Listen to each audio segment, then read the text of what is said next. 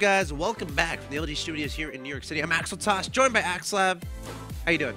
I'm excellent. Good. I'm excellent. You know, I was thinking about that build order Hwangsin did the last game. Okay.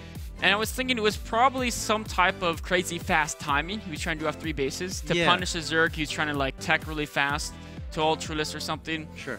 Because there's a lot of 3-base Stalker Colossus timings. But a 3-base charge out Colossus timing would hit much faster because Zealots are about half the price of a Stalker. So he was trying to, you know, cut some corners to hit this insanely fast timing, but he didn't react to the fact that Goswser was building Hydras and attacking him. And so that's kind of why the build kind of fell apart there. It happens. It does. You know, but the good news is for Hwangsin, that was just game 1. He has a chance to take revenge and advance to the next round of the WCS America Challenger League bracket stage. This is game 2. It's going to be on Daybreak. Of course, very important game we have here. Bottom left-hand location. We have the blue Protoss player hailing from Korea. Representing Team Quanta Gaming, he's down 1-0. He must win 2 games to advance to the next round of the bracket stage of the WCS America Challenger League. He is Hwangsin. His opponent in the top right-hand location, your Red Zerg player. Taking a convincing game number 1, has taken matches off some of the best Korean players in the world. Hailing from the United States of America and representing Team Millennium, he is Goswser.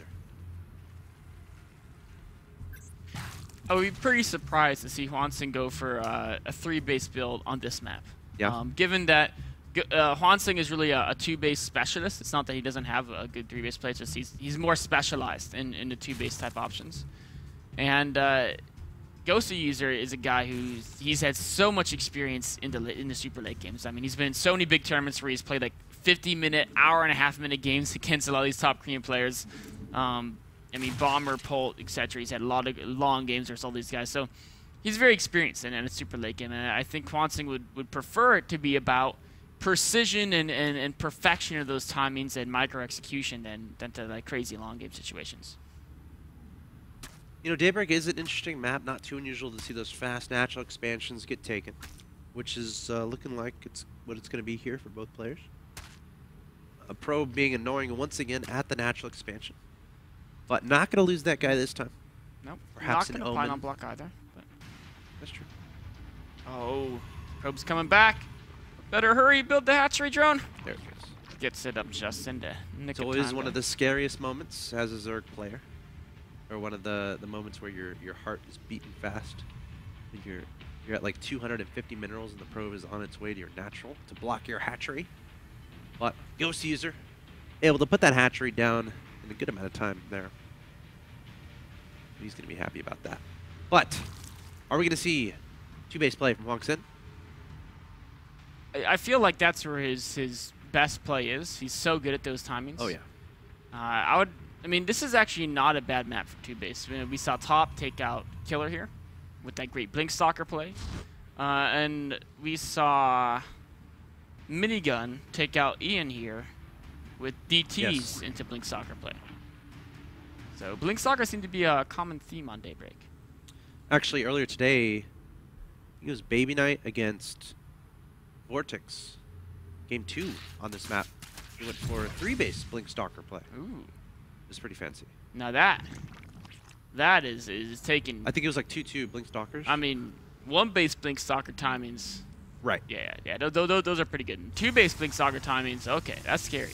Yeah. Baby Night though, tripling down. Yep. It was pretty cool. It was pretty cool to watch. You know who used to do a lot of builds like that? My mind is blanked. Axslav. No, I was always terrible at those micro-base timing attacks. Inca. It was a European Protoss. Maybe it was Nano or Sauce used to do a lot of it. But very effective micro-base type play. Sure. Anyway. Anyways, on to this game. Yes. Of course, gasless third by Goswser. No fast gas this time. It's more of a conventional fast 3-base, gasless 3-base play. Last game he really did kind of have his lair timing much faster than usual. Perhaps, you know, the lair timing, he wanted to be able to have the option to get Hydra Dust really fast and deal with certain timing attacks. If you have a clutch of Hydras out against an Immortal all-in, for example, it can be very effective. Probe trying to sneak in, see what's going on. I think he saw the lack of the 2 gases there, which is nice to know. He did. Goswser will probably shortly get... There goes 2 gases. Only 2 gases so far here for Hwangsin. Cybercore is finished, so now is about the time where we start seeing his plans getting laid out as the first unit that attacks up, that can kill Overlords, gets out on the field. In the Stalker there. And so Goswser... Oh, wow. Yeah, very fast there. Goswser can probably know this is happening because he knows, well, first of all, he sees a Nexus, so I guess that'll do too. Yes. But even without that, the fact there's no 3rd and 4th gas taken, and if he peeked and saw the Warp Gate wasn't being chrono boosted, those 2 things in conjunction pretty much tell you it's going to be a faster base. Hwangsin moving out with a little bit of pressure with the Stalker, trying to get map vision. It's so important as a Protoss to get map vision when doing this build, because if a Zerg player is building like 30 speed lanes and crossing the map, you want to know before they hit your base, ideally. So that's what a Stalker's here for, is to scout out and see how the Zerg is reacting to your play. Speed just now starting. Stalker charging into the natural, checking on the gas timing. Triple photon. This is what, you know, Hwangsin did this before last game as well. He built 3 photon cannons right after their base, which is pretty rare. Most Protoss players only build 1. Yep. And spend the rest of their money to advance their tech or infrastructure. But Hwangsin really rushing to get all 3 of those cannons up. Wants to make sure that stays safe. Stalker playing ring around the Mothership Core, while the Mothership Core does some damage to those slowlings. The Stalker shouldn't be threatened for a while. Should be able to make it home. One of those slow Zerglings pays with its life. Again, a Roach Horn gun. So I think Goswser is going to do that. Actually, wait, he never started lair. He's going to do a hatch tech timing. Slings and roaches? Yeah. Sorry, I should notice that earlier. He just never tech lair. And he got speed before. If you get speed before lair against a fast 3rd base, you're basically going to go for an attack. Because there's no reason to get Zergling. He won't need speed defensively for quite a long time. 18 roaches and then lair. And I assume, yeah, exactly. Assume there's going to be a lot of speed lanes being rallied behind us. So, I mean, yes, a Stalker can kite a slow roach, but, I mean, there's going to be speed lanes coming in behind it, and there's not going to be a high Stalker count. In fact, Hwangsin may be in deep trouble. Now, the thing about Daybreak, I mean, compared to other maps, your 3rd and natural can be relatively easy to The defend. Lucid Phoenix! Oh, he sees it. Oh, that's big. Is it too late, though? Is this something you need to see 15 What seconds does Hwangsin need to be doing right now? And Mothership Core needs to be going home. It's actually kind of hanging up on it. This is really bad. Oh, gosh. Photon really overcharge bad. is so important. He has 3 cannons there. Oh, he needs to build more pylons to power all that, too. Force fields. Gets the one down. Okay. But the natural could be vulnerable. The natural has plenty of He could sentries. time warp the ramp, potentially, slow those guys down. Or save it for the photon overcharge. Yeah, I think photon overcharge or time warping during the battle. The save damage up is probably a little more useful. Goswser, actually, he's not even going for the natural. I think he should have sniped the cycle. Going straight for that 3rd base. Another pylon going down. Great force field there from Hwangsin. Playing this pretty darn well so far. Puts an overcharge there, goes onto the Nexus. Oh, but now the natural is in danger. The Psychor is so vulnerable. That's going to be targeted almost... okay, it's not actually. Going for the Forge. Oh, the upgrade. It's about to finish. Oh, it does get finished. The Forge goes down. He's sparing that Cybernetics core. It's like he wants Hwangsin to be able to warp in 4 sentries so he can... And Hwangsin's... Okay, now, wait. No, he's still not. Oh, more force fields going down, trying to get up close and personal into that natural expansion. Mothership Core doing a little bit of damage from above. Immortal is out of the Robo. Another Immortal on the way. More units being warped in here from Hwangsin, desperately trying to hold off this attack. Cybercore does end up going down. Immediately remade... Actually... Cybercore was already started. The remade Cybercore just finished. He was anticipating and dying. Yeah. That was a smart play from Hwangsin. Defense was very good. Goswser, though, he didn't actually lose too much. He just delayed his... And the cool thing about this build, he delayed his tech more than his economy. He has a lot of drones, just his tech was slow. But if Hwangsin's still on the back foot for long enough, the Roaches actually, they're not done yet. They're going in yet again, but there's so many sentries on Speed is both almost sides. done. Roach speed is almost done. There are a couple of Immortals here, so Hwangsin obviously is going to be happy, dealing with the Roaches with those Immortals, provided the force fields are good. I'm trying to figure out how Goswser is going to deal with the amount of force fields Hwangsin has here. Oh, this might be a great engagement for Hwangsin. You got to keep those Roaches away from the Immortals. Let them do their damage. More Roaches spewing in here, though, from Goswser. Moved out too soon. He's running out of the sentries are vulnerable. Oh, we're bringing as many units as possible. So many roaches here from Goswser. He's maxed at the 1230 mark. Oh, one stalker trying to hold the wall. He gets picked off.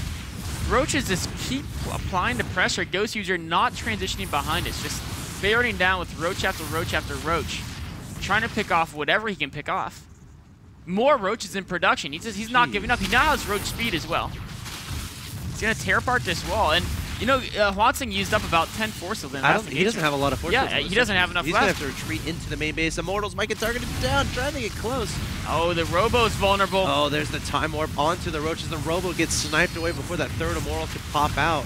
And now targeting down the Nexus. Hwangsin needs to be able to deal with these roaches. Does not want to lose that Nexus, but it will end up falling. It will end up falling. It will end up falling.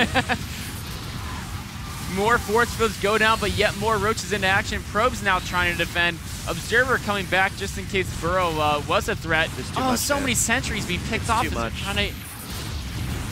It's too much. I mean, the thing is, stop him from going to kill the third right now. There's a whole bunch of sentries there, but wait, what?